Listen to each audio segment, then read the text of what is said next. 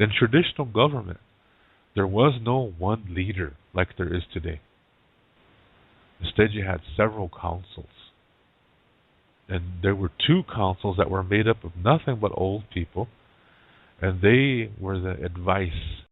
They were the ones who had experience, and one of them was known for their wisdom, and the other one was known for their practicality. And so together they would give advice to the other councils in making decisions.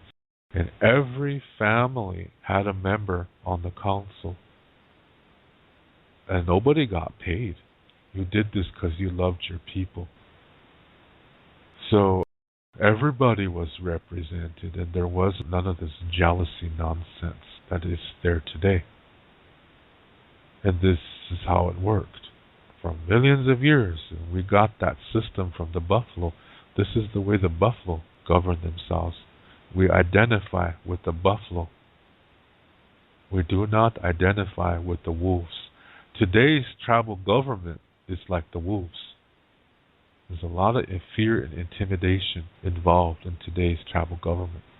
So we went from a government of the buffalo to a government of the wolf, and it's not good. We're going to destroy ourselves.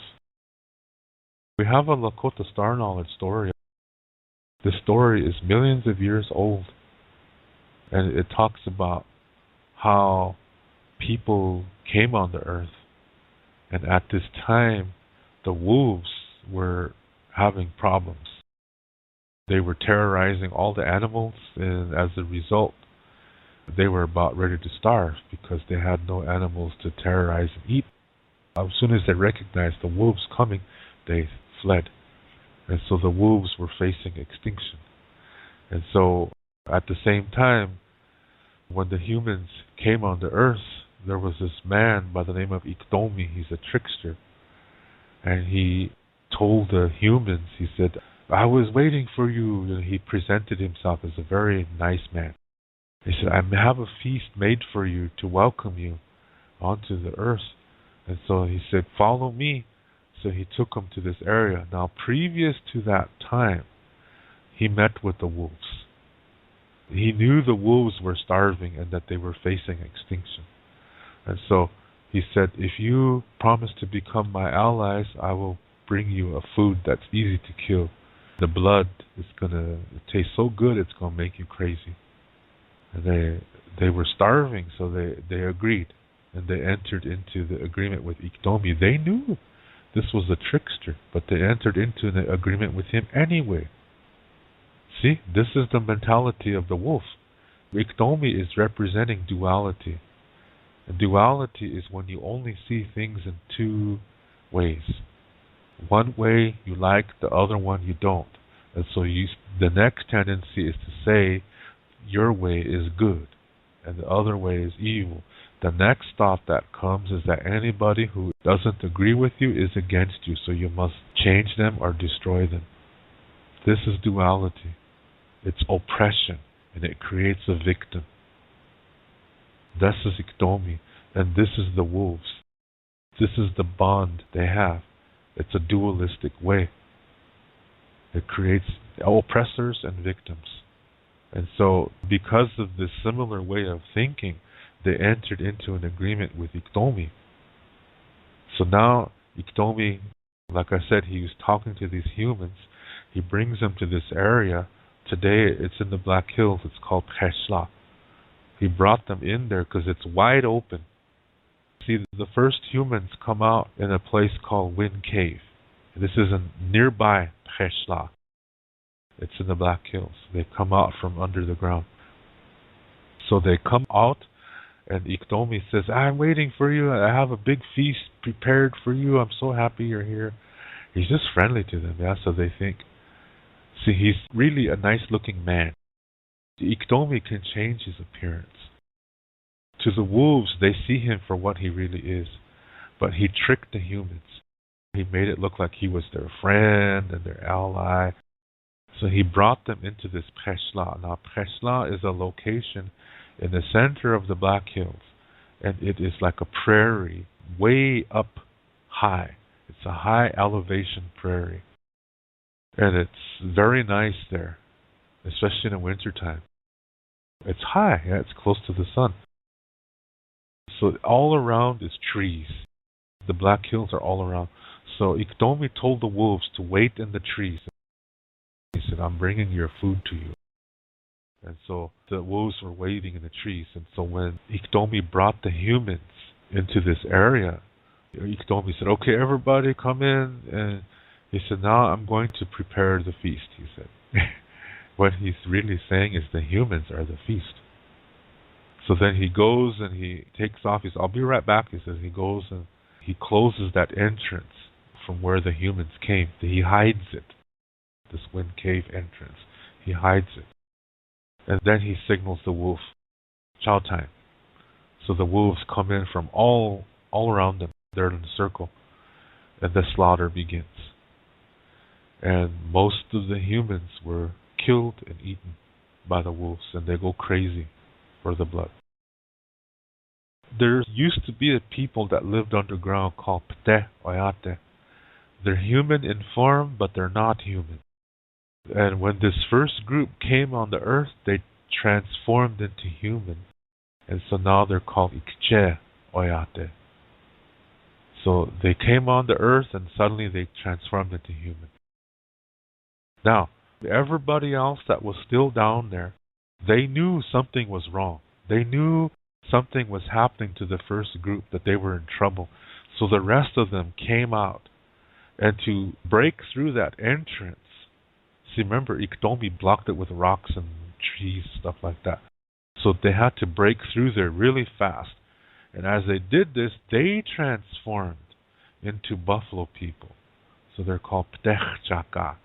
Buffalo is Ptechchaka. Tatanka is a buffalo bull.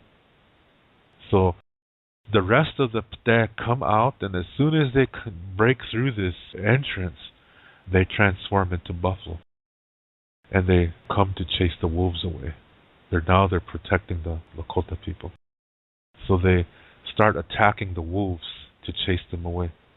And the wolves are totally freaking out. They didn't expect this. This animal is huge, and they all work in unity. They work like a community way of thinking. They're like one mind. And this is what confused the wolves, because the wolves have a one leader concept. So they have to wait until the leader does something. But the leader is down, then they don't know what to do. And that's what happened. The leader of the wolves was killed immediately, and the wolves suddenly became confused. And then they were confused because the buffalo were acting like in one mind. And they were able to chase off the wolves, and that's how the humans were saved. See, we evolved from the same creature. Humans and buffalo people evolved from Pte Oyate. Humans are Ikche Oyate, buffalo are Ptechchaka Oyate. So you see, we do not identify with the wolves. We identify with the buffalo because we have the same mind, the same way of thinking, which is a community way of thinking. So there is no one leader. It's a council of leaders that have to agree unanimously before a decision is carried out. And that's why patience is a virtue. So when we take one, we have a funeral. We apologize and we say we're only going to take what we need and everybody's going to be fed. So when a warrior brings down a buffalo, it doesn't belong to his family. It belongs to everybody. And anybody who needs new clothes or needs a new teepee covering, then they're given a robe from the hunt so that they'll have something. Everybody is provided for. And then we give back to the buffalo. We don't just take. We give something back. We say we're thankful. Actually, we do this to all animals. We don't just do it to buffaloes, but this is where it started. We don't just take. And we don't hang their heads on the wall like hunters do today, because that's disrespectful. So we always say we'll use as much of this animal as we can, that none of it will go to waste. We're not going to waste the animal. Other tribes are different. They run buffalo off a cliff and they just take the good ones, and there's buffalo down on the rocks still alive, but they're all torn up. Like the Blackfoot Indians, that's the way they hunt. But we didn't do it like that. Our way shows more compassion. We're a little bit more enlightened in this aspect. And I don't mean that in a disrespectful way, but that's just the way it was. This shows you, for Lakota people, we identify with the buffalo. We do not identify with the wolf. And maybe those Indians who chased buffalo off cliffs, maybe they identify with the wolf, but we didn't.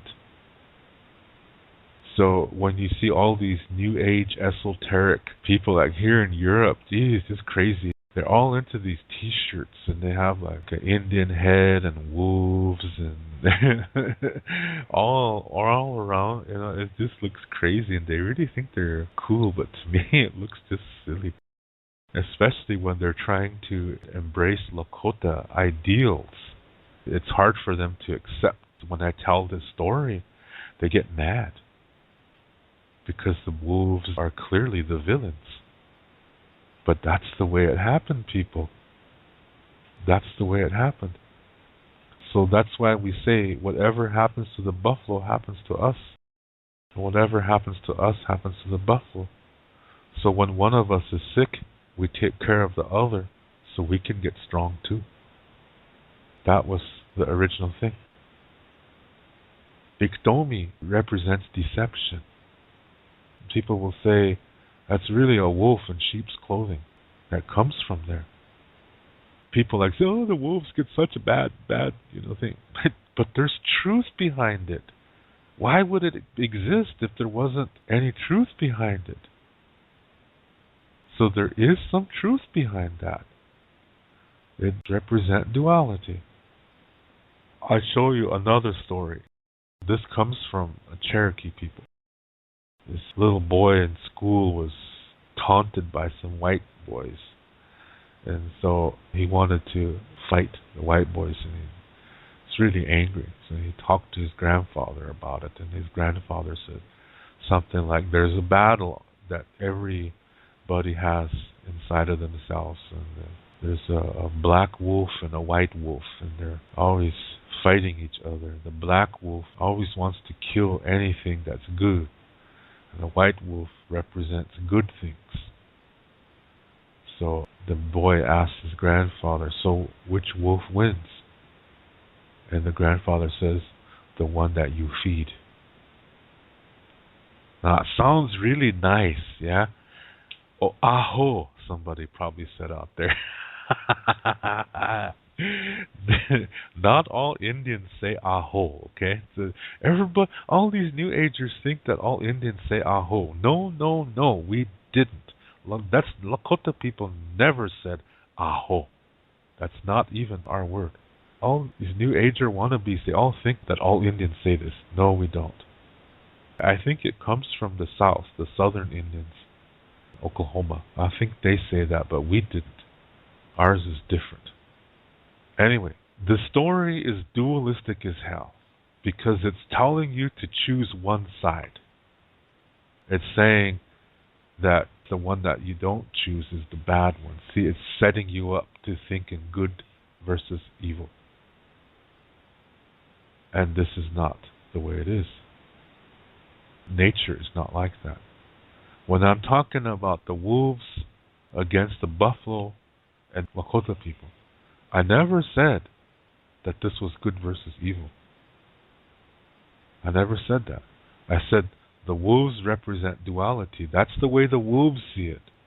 But the buffalo and Lakota people don't. They don't see this as good versus evil. Because the Lakota way and the buffalo way is looking at the total picture and what is healthy and what's unhealthy. This does not mean good versus evil. Because in the Lakota way, difficulty is a teacher. It's something you can learn. No matter how hard it is, when you express the emotion, because sometimes that make you angry, sometimes makes you cry, sometimes it makes you scared. You have to express that because that's the beginning of the teaching. Then you bring in your mind and you say, okay, now what can I do? With what I have in front of me, what can I do? What can I learn from this situation? As soon as you start thinking like that, then emotions start to neutralize. And peace is coming in. And now you're going to get knowledge and wisdom. These are blessings. And then you're further on that healthy road. So we don't see difficulties as bad. See what I mean? And when you live this way, when nice things happen, you're able to enjoy them even more. And you still have peace no matter what. So in our way, it's not about good versus evil. It's about what can I learn from these hard times? How can I make the best of them? Can you help me? Sometimes we have to ask for help. And there's nothing wrong with that. Because later somebody may ask us for help. It doesn't make us better or less. It's part of life. Your lungs tell you this. You exhale, you're helping people. You inhale, you're asking for help when you need it. You need to do both. You can't just do one over the other. Whereas in duality, they say it's better to give. That means whoever's receiving is less than you. If you're the one giving, you're seeing the receiver, you're seeing them as less than you. If you believe it's better to give. That's duality. But in a Lakota way, we'd have to do both because it's a part of life. That's the way life is. It doesn't make you less than when you ask for help. In fact, in our way, when somebody asks you for help, we consider that an honor. This is what we got from the Buffalo people. Our way of thinking is more community thinking. There is no one leader in our ancient way. In the wolf way, that's duality. They do have a one leader concept. And that creates tension. And theirs is, if you're not with us, you're against us. That is the Iktomi way. If you're a healthy person and you learn from difficulties, that means you have peace in your life. And if you're that way, Iktomi will never trick you. But what happens is it backfires and it turns into a funny story. But underneath the Iktomi stories, it's teaching you what duality is. So you can transform it into something that works. See, that's the Lakota Buffalo way. But if you're unhealthy, you are tricked by Iktomi, just like the wolves were. See? Duality. We trick each other. That's how that works. So the fact that the wolves entered into an alliance, an eternal alliance with Iktomi, it shows you that's because like attracts like. Unhealthy attracts unhealthy. And healthy attracts healthy. That's a Lakota Star Knowledge concept. So if you want to be in a healthy relationship, you have to be healthy yourself first. Anyway, getting back to that Cherokee story of the wolf that wins is the one that you feed. See, this is dualistic. It's saying one is bad and the other one is good. And the Lakota way of looking at that, we would say, let's take the labels off. You have two animals here. I didn't even say anything about colors. I said we have two animals here. One has a tendency to want to oppress the other. Okay, that's a duality. What can we learn from that? How can we neutralize that situation? Neutralizing means you respect your enemy. You respect everything. It doesn't mean you agree with it.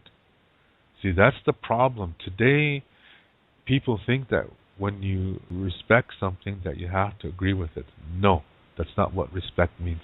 Respect means every creation, every member of creation has the right to be on this earth. We don't have to agree with each other, but we can still respect one another. We don't have to be happy with each other, but we can say, okay, what's going on here? And if a person is just a certain way, then okay, we can just agree to disagree and leave it at that. Well, maybe we can learn from this experience too. Doesn't mean we have to be friends. This one animal wants to oppress the other one. Now we have to do something to neutralize that. We have to get these animals to agree to disagree. See, it's a whole different concept. A dualistic person will say, well, choose the one that's good. That's the one you feed. So the other one starves. That's not true. In duality, you will always find a victim. So let's look at the story again from the Lakota view. So in the Lakota view, if the white wolf wins and kills the black wolf, the white wolf has committed an act of duality. It has now become dualistic. Maybe this white wolf was peaceful before, but the fact that it killed to get rid of it, it has now become dualistic. Now it has become an oppressor. It went from a victim to an oppressor. It transformed. And it's dualistic. Now it's going to need another oppressor. This is not peace. And it will find a victim because like attracts like. Victims and oppressors have low self-esteem, low self-worth, inferiority complex, and emotional insecurities. They have these four things in common. This is why they find each other. This is how they naturally attract each other. So if you're always ending up with Mr. Wrong, Mr. Mistake, it's because you're attracting it. It's because your Mrs. Wrong, your Mrs. Mistake. That's duality. Unhealthiness attracts unhealthiness. Oppressors will attract victims. And sometimes victims attract each other and oppressors attract each other, but even then it doesn't work because eventually one's going to evolve to the other one. So the wolf that wins this battle will find a new person to fight. This is duality. This is not peace. So the person still is dualistic. Even when one wolf wins over the other, the person is still dualistic. That is not peace. If this really is a true Cherokee story, it shows you the duality of the Cherokee Nation. Now, I don't know if that's really a true story. My hope is that that was written by a dualistic person who has no idea of what ancient thinking is like. This story, the two wolves fighting each other, that is a dualistic story that perpetuates duality. It means you should only choose one side and just do that side. And you can apply that to people who only want to be happy. Think positive thoughts. When people become this way, they become addicted to it, to the point where they go crazy. Because life is not this way. Difficulties happen sometimes just out of the blue. And when this occurs to people who are only thinking positive, happy thoughts, it doesn't go with their thinking, so then they try to ignore it. They try to deny that it's there. The fact is, it is there. And even when they're trying to deny it, and trying to say it's everything is okay, the body does not deny it. So the energy of that experience becomes trapped in that person's body. And the person cannot develop emotionally, which then means the person cannot develop spiritually either. You cannot develop emotionally because the emotion is trapped in them.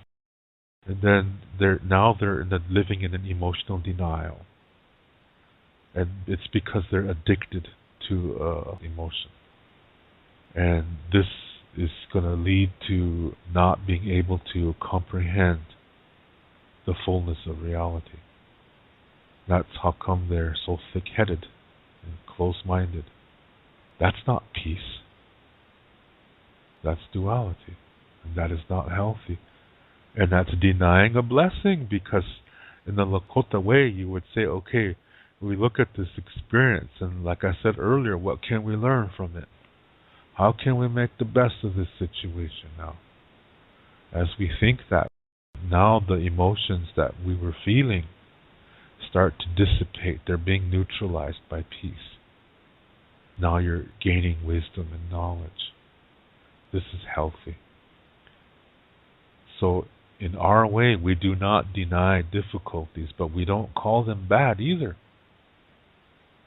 It's a time to learn. And as long as you learn, you're not off your path. You're still on it. You're just standing still right now. And you're learning. Then when the lesson's over, suddenly you're farther ahead than you thought you were. That's walking the road of life, which is Chankuluta. A lot of people think Chankuluta means the Indian way. No, it's not. The word luta is red. This means life. Even the word itself, luta. See, in Lakota, there's two words for red. There's sha and luta. Luta is everything that is alive. That is luta. But when it's not alive, it's sha. So when they're saying Chankuluta, this means the road is alive. It's the road of life. So Chankuluta does not mean the Indian way. We never called ourselves red people in the Lakota way. Never. But never red people. Never. That's something modern people made up. And you know where that comes from? That comes from Christopher Columbus. When he first thought he was in India, he called us Indians. Then when he realized, wait a minute, I'm not over there, I'm someplace else. Made them into slaves and everything. Then he started calling them Red Indians. That's where this comes from. Red people. 4 colors of the medicine wheel do not represent races of people. The only yellow people I've seen are the Simpsons and people who have some kind of liver disease. Other than that, there really is no people with yellow skin. Coming to Germany, I've taken class to speak German, and there were people in there who were from China, Japan, Malaysia, Taiwan, Thailand. These are all Asian countries, and none of them were yellow. Not one of them were yellow. They were different shades of brown, but they were not yellow. The only red Indian I've ever seen is a sunburned one.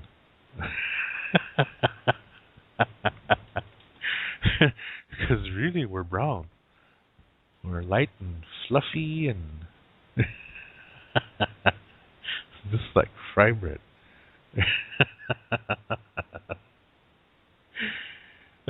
Shoot. So when you're living a healthy road, you're walking the red road, the the road of life. Red does not represent Indian people. The four colors of the directions, black represents the beginning, the birth of the universe.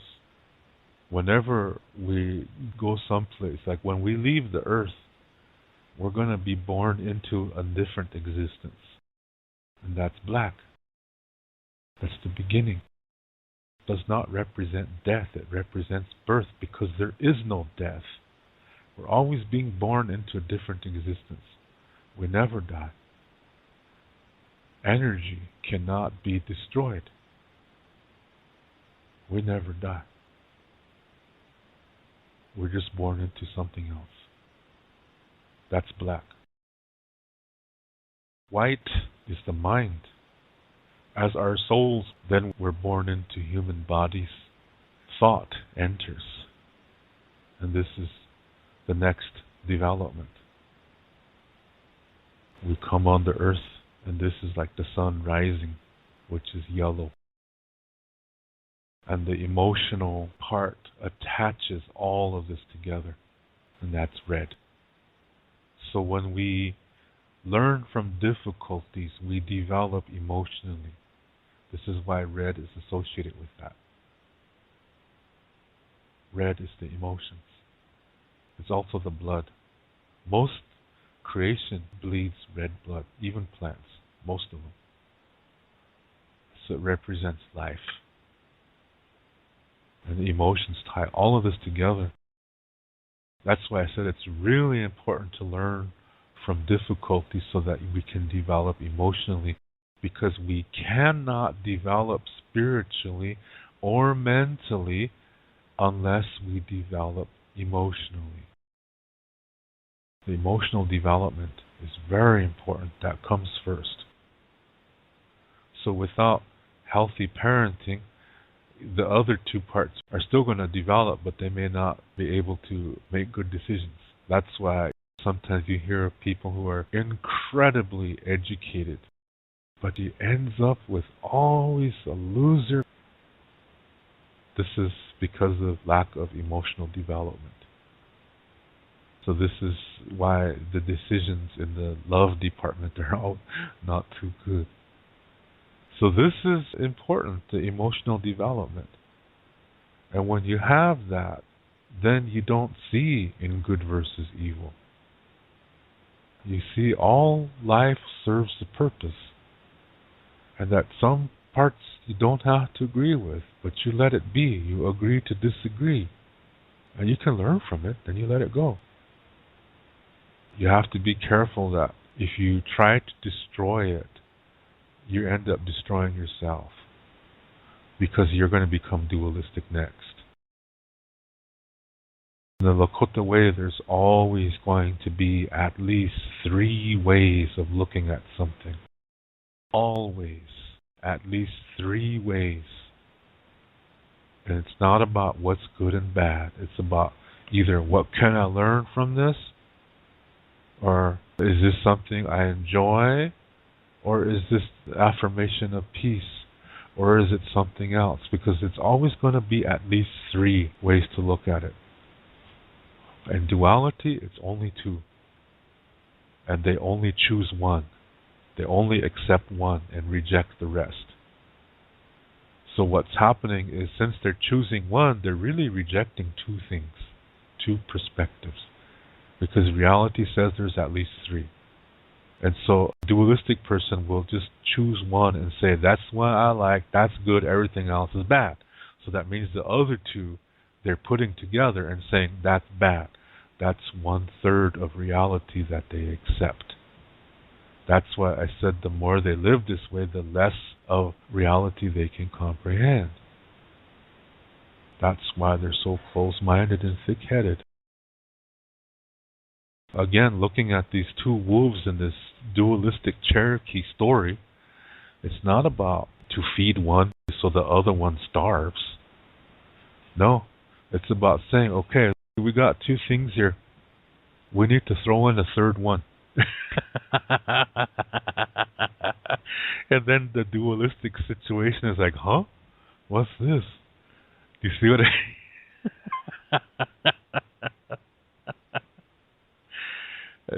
that is how it is, yeah? But today's Indian people will say, oh, they're either on our side or you're on the Washichu side, and you can't be walking along the fence. There, that's not there. You're either with us or you're with them. This is what Indian racists say. That shows the duality. This is not the Lakota way of thinking. Yes, there is an area in between. This is called neutrality. This is called peace. But the other side is not bad. Just because you disagree with it, that does not mean it's bad. It does not mean it's the enemy. It's just the other side. If they try to attack you, yes, you defend yourself, but you keep the goal in mind of peace. Because if you destroy them and wipe them out, you have now become dualistic because there's just two things there. And now you're going to try to oppress the third aspect. You have created duality. That's why you don't destroy the enemy. And you don't consider the enemy evil. So an old system that the Indians who lived on the prairie in ancient times, when they went to battle, killing the enemy was the most dishonorable thing you could do. Because this enemy guy, he's a dad. He's got kids to feed. He's got old people to take care of. If you kill him, you kill them too. This is not peace. So the old system of warfare was completely different than what's happening in the world today. That's something a lot of people find hard to understand because they're dualistic. So you see the difference, that the wolf is a representation of duality and the buffalo is the representation of peace. Looking at life as having at least three perspectives. It's a community way of thinking where everybody has a talent and everybody has something to contribute. As soon as your talent is recognized, older people with the same talent take those children and help them develop it because they need to get really good at it. So when they become older, they can take care of the people, whatever it is. And you always do things so that the people may live.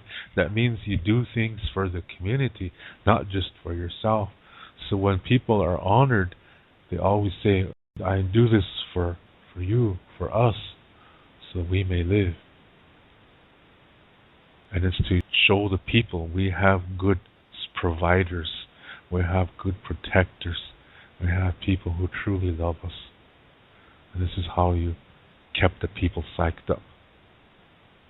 But today, when you honor somebody, the person being honored is like, yes, I am super, I am better than you. Today it's a dualistic way of thinking. So, duality. Basically, you just see things as two perspectives, and then you have that tendency to say, okay, the one I like is good and the other one I don't like is bad, and therefore I must change that one, or if it doesn't change, then I destroy it. See, that's duality. And the ancient Lakota way is the buffalo way. To read more about Lakota Star Knowledge spirituality, you can read my book called Wichocha Otechike. You can see the book cover on the right side of this screen. This book contains the information to what I talk about on my Lakota spirituality videos. To purchase this book, please click below where it says Show More. Clicking on that link will open up the description below, and there you will see a link called To Purchase My Books. As you will see, it's an eBay link. Click on that eBay link and there you will see the information to get this book. Lila Pilamayelo. Thank you very much.